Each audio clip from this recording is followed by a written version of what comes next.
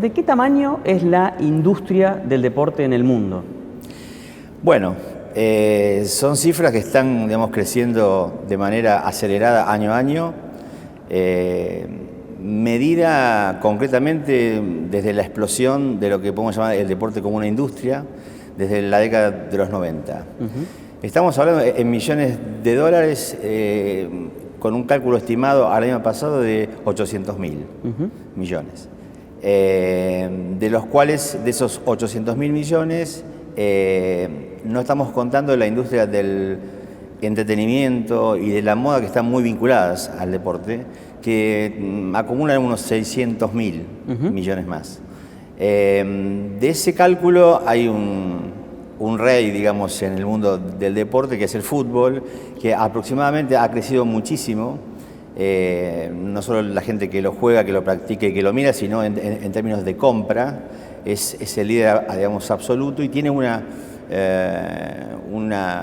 volumen de unos 300.000 millones, digamos. En total. Solamente el fútbol. Solamente el fútbol, del total que dije anteriormente, ¿no?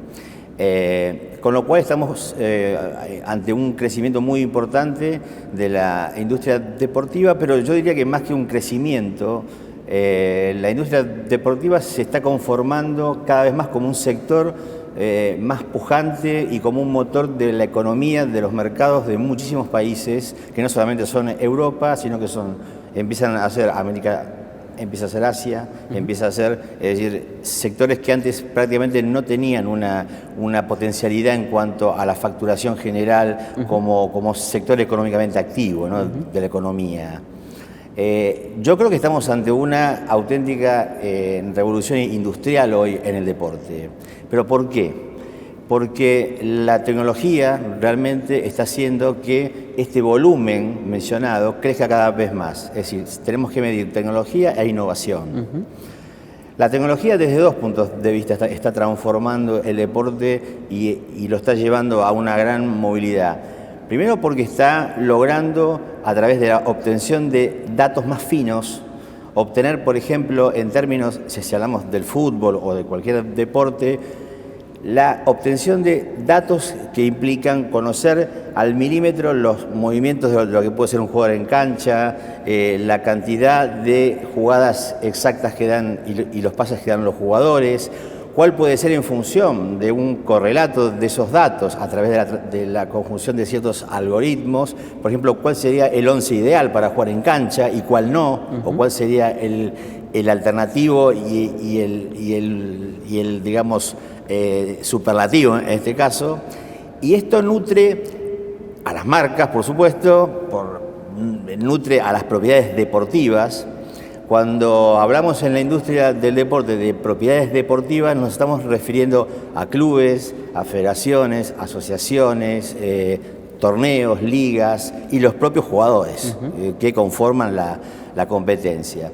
Entonces, toda esta conformación de datos, ¿sí?, a través de, por ejemplo, sensores que se van colocando en la cancha y van dando y nutriendo a una base central de datos, por supuesto, van conformando, digamos, una calidad, digamos, informativa y además una calidad en términos de lo que es en sí mismo las transmisiones, retransmisiones.